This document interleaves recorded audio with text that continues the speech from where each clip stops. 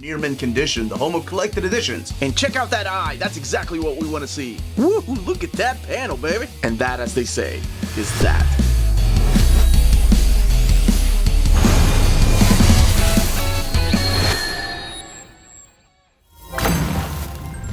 How's it going, all you minties? Uncanny Omar here from Near Mint Condition, the home of collected editions.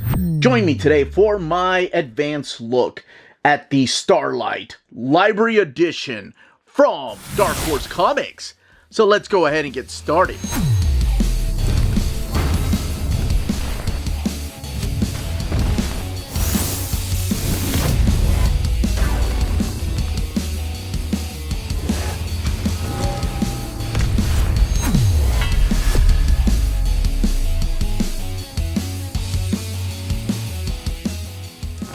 And welcome back, everybody. Before going any further, a big thank you to the folks at Dark Horse Comics for sending us an advance copy of this latest library edition.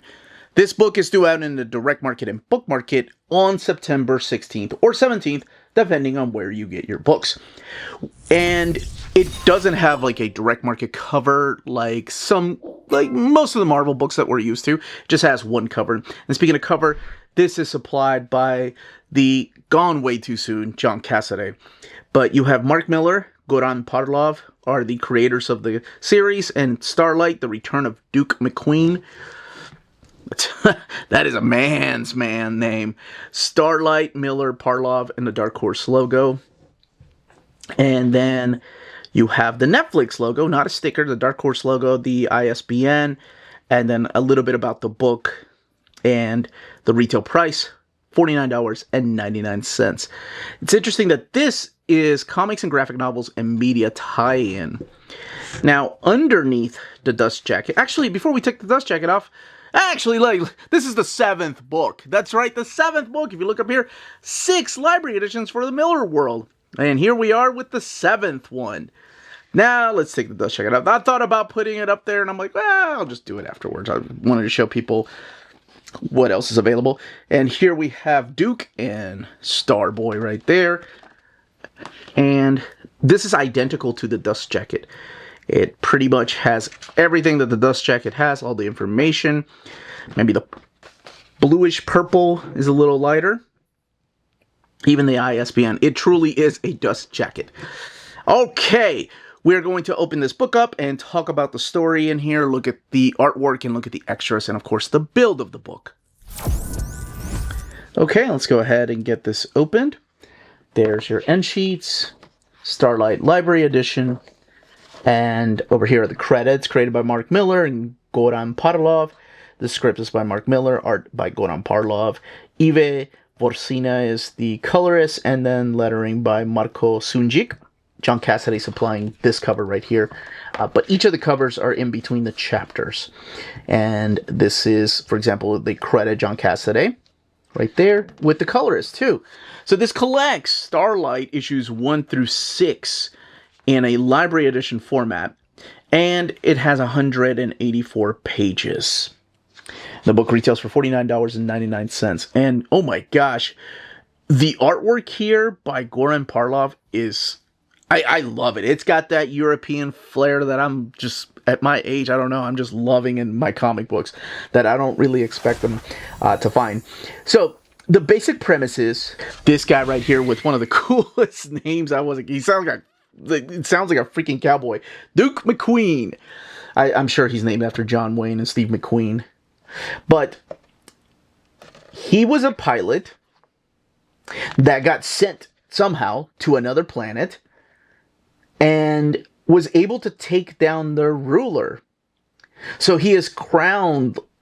They want to make him king, and he's like, that's not really my jam. So he was able to take out Typhon. That was the villain's name. So he decides to come home. He decides to come over back to Earth instead of staying over there as some kind of ruler. And now he's an old man, and a lot of things have happened in his life just recently. He has lost his wife. He feels really disconnected from his 2 kids, both of his sons. And it starts off really sad. The gentleman here has memories of his wife and just the type of woman that she was. Like when they went out to dinner 6 months before she passed away, she decides to buy the young couple dinners because, like, at the table next to them, because they couldn't afford it. And I don't know, that little scene right there kind of reminded me of my wife and I, things we do. Especially when we see younger couples that are looking for the cheapest thing on the menu. We do the exact same thing. So this really hit. And then we have a little bit of flashbacks in between the funeral and then her finding the lump. And yeah, that's what happens. And both of the sons having a conversation about their dad. And they're like, oh yeah, he's a tough SOB. He's going to be fine. We have flashbacks of him on the planet taking down Typhoon and living his life here. His mundane life. He invites his kids over for dinner. People make fun of him because when he came back to Earth, that's one thing I forgot to mention, apparently he let everybody know. He wasn't like somebody that kept it secret. I'll keep your world secret. Nope. He came back to Earth and was like, there are aliens out there. I went to another planet. No one believed him. So people to this day in the small town that he lives in still make fun of him, even though he really did all these things. So he's making dinner for his kids. He invited them over. And we see one son going, I'm so sorry, Dad. I double booked. It's my son's softball game. And the other son doesn't even pick up his phone. That's the kind of relationship he's having with his kids. And he's just getting nostalgic. He feels alone. And it's like he keeps going back. His memory keeps going back to Tantalus, which is the planet where he saved them from this tyrant. And you see all the articles right here. I journeyed to an alien world. He kept his outfit there. So the outfit and everything, the look of it really feels like a Flash Gordon type of story. That sci-fi type of, or Adam Strange type of character designs. One day, when it's raining, a ship is outside. That's where the first issue ends. And I'll give you the little bit of the second issue, and that's all I'm going to give you. Don't shoot, I'm only 86. This is Starboy, as he calls him. And Starboy says that Tantalus needs his help. He needs to return back to that planet, even though he is in his 60s now. And he's like, well, I'm an old man. What are you talking about? He's like, look, our planet has been taken over. There's this new ruler. His name is Pindar, and he took over Typhon's warriors, and now they've taken over the planet. And he's like, what? Typhon's dead. I already saved the planet once. What did you all do? So he decides to go on this journey because his kids really have nothing to do with him. It's not like he doesn't love them. It's just that he feels like there's a need for adventure. I love that this still fits. And they go back to Tantalus to try to go and save everyone here from this new ruler named Pindar. Can he? Is he successful at doing it? Or does he mess up? Is he too old? Can you still be some kind of hero? Or do you just fade away?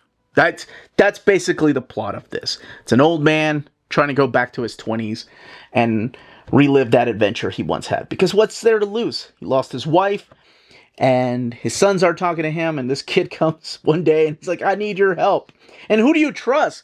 Who's part of this new revolution? Yeah, and why does this kid, like, how did he even make it to Earth to get this hero back? This hero of legend. And is there a reason? What is the drive? So I mentioned Goran. Let's go back a little bit, because I wanted to talk about... So you got like a Bill Sienkiewicz. There's different cover artists for the different chapters. This really like feels like Mobius. Has that European style to it. I love it. I've seen Goran's artwork in, I think it was Why the Last Man, and there was also Black Widow and The Punisher and other comics that he's worked on. But this just feels a lot different. This feels like he's just having fun and doing his own thing. And then in the back, you get the variant covers. So you get the John Cassidy black and white cover, Goran Parlov cover, so he actually did some. That looks like, I don't know, that just gives me vibes of Mobius, and also The Little Prince. Francesco Francavilla, Rob Liefeld, and Cliff Chang. And you get the sketch material here too. And bio on the creators. And other Millarworld books. So let's look at the binding. 184 pages and sewn binding, printed in this really thick glossy paper stock. You do have a bookmark ribbon. It's gold, and I'm sure one thing that you noticed as I was holding it up is the edging. This time it's like blue. That's really cool. But that's what this is. That's what Starlight is.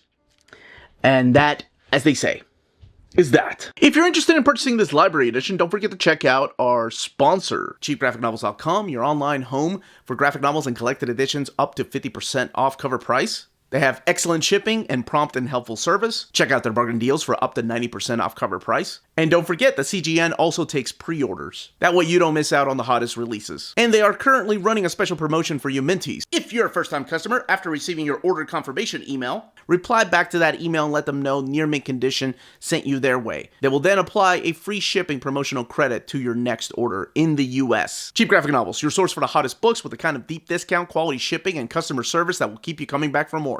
And that was the content and page count and build of this book. In the comments down below, let me know if you plan on picking this up, if you are collecting the Millarworld books in library editions, or if you were just a fan of this particular book. If you have any questions, leave your questions down below. And also, what other Dark Horse era books would you like to see collected in a library edition?